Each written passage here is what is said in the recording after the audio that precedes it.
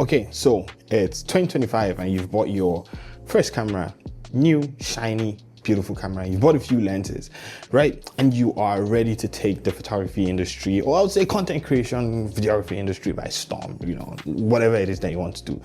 There are a few hidden costs that people don't talk about that I want to tell you about today. So it doesn't just catch you by surprise, because these things are pretty important to running a photography business and people do not know how much they actually cost. Now, I'm not going to be telling you how much it costs, but I'll just be bringing you or I'll just be bringing these things to your attention, and they're pretty important. Now, before we get into it, just want to tell you guys about my digital store. Links will be in the description below. Check it out, because when you get anything there, you are directly supporting me and I can make more videos like this, my behind the scenes and all that stuff. But anyways, I digress. Links are in the description below. Let's get straight into this video. So what are these hidden costs that are very important, and why are these hidden costs that people don't talk about? The first one is kind of like a weird one. You don't have to do it year by year. You don't have to do it every, like 2 years, but it's something that you actually have to do. And it is upgrading your gear. As a photographer, a videographer, and a content creator, and somebody that's been doing this for a while now. I think I've been doing photography since 2012 or 2011, and I've been creating content since 2016. There are a few things that you actually need to upgrade as time goes on. It might be your camera body, it might be a few lenses that you own, or it might be things like lights, which are really important. I feel like a lot of people buy affordable lights at first, and as time goes on, they have to invest in, better lights. These things get pretty expensive when you start investing in them, because you probably sell the ones you have, add some money to it, and get other things. So upgrading your gear is something that, you eventually have to do, and something that is going to cost money.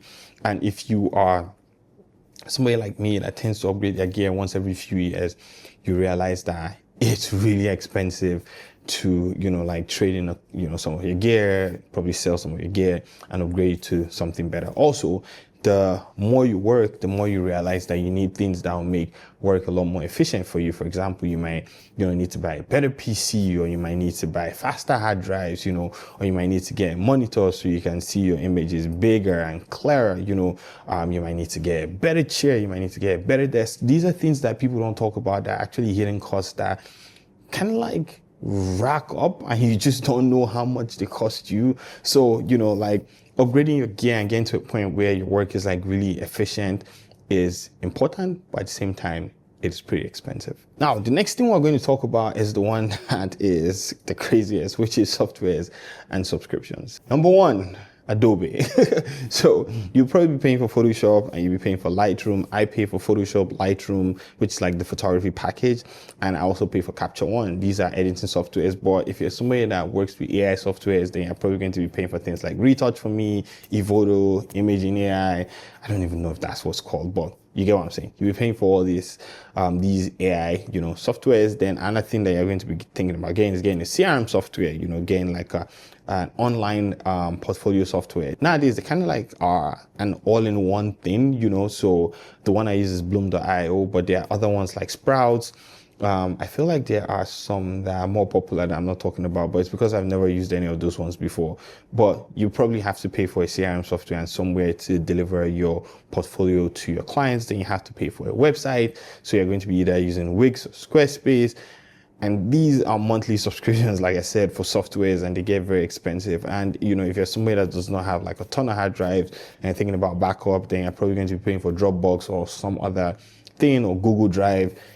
Pretty expensive. At the end of the month, you'll be surprised that you'll probably be spending $200. So at the end of the year, you're looking at maybe 2,000 or maybe 1,500.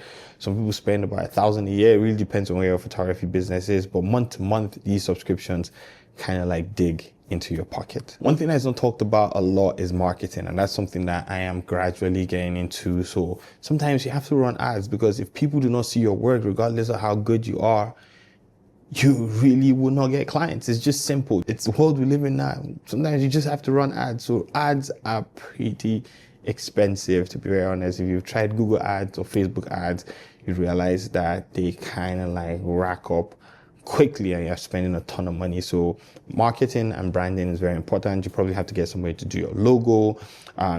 pick your brand colors for you, you know, create like a card for you. There's so many things that you have to pay for when it comes to branding. If you can do it yourself, great. But if you can't, then obviously it is something that you actually have to spend money on. So marketing and branding is really important, and it's something that'll take money from your pocket, and it's another hidden cost of being a professional photographer. Now, we all know that time is money. So if you're spending time on a few things, then you are actually spending money. So for a lot of photography gigs, there's pre-production and post-production. So pre-production might be, you know, getting a consultation call with your clients, or, you know, getting a booking call so that you can book your clients by explaining what the services are going to be for them. And this is time. So you are actually investing money in all these things. Post-production, editing, the amount of time that a lot of photographers spend sitting down to edit photos is more than the amount of time that they actually spend shooting. And even if you're paying somebody to edit these photos for you, that's an additional cost that, you know, like you need to think about. So you're spending a lot of money on pre-production, you're spending a lot of money on post-production. Another thing is administrative work. So you're going to be sending emails, replying to emails, you know, you're going to be invoicing people, coming up with quotes, having back and forth with people. These are things that actually cost money because it's time. So if you actually look at it, time is money, and there's a lot of administrative work, like I said, pre-production and post-production, that goes into being a professional. And lastly, miscellaneous. So you have to think about travel. So you're putting gas in your car if you're driving from place to place. And now some people charge this also as part of their, you know, photography fee if they're traveling far. But if you're just moving around, this is something that you have to think about. Insurance for your vehicle and for your gear, that's something that you have to think about if you're a professional photographer, because if anything happens to your vehicle or your, you know, your gear, you would want to be able to get that back as soon as possible, because without that, you probably cannot work. Studio rentals, if you own a studio, you're paying monthly for a studio. If you do not own a studio, then you are paying to rent a studio to either do personal work or paid work. Another thing is repair and maintenance of gear. Sometimes you just don't know when something will break on you. Like right now, one of my AD100s is broken. I didn't break it. I lent it to somebody, person broke it, and that's something that I have to fix. So all these things are things that kind of come together to make you spend a lot of money. These are hidden costs that you actually do not think about as a photographer. You know, sometimes you just think you're going to get the camera, get this and go. And at the end of the month, there's so much money leaving your bank account and you're just like, oh my God, this is crazy. But anyways, if you're starting photography, this is kind of like a call to tell you that it's not just about getting the camera and getting lenses and getting lights. There are a lot of things that go into running a proper business that you'll be spending a lot of money on. So the best way to, you know, mitigate a lot of these costs that you're going to be having is to think about what you need and really spend money on what you need and not money on what you want. But thank you so much for watching this video. And if you want to see more content like this, subscribe. I think the button somewhere there and comment. Let me know what are some hidden costs that I probably glanced over or I probably did not state that is probably, you know, digging a hole in your pocket right now. And I'll see you guys in the next video. Oh, by the way, like I said, check out my digital store. Links will be in the description below. And I'll see you guys in the next video. Peace out, guys.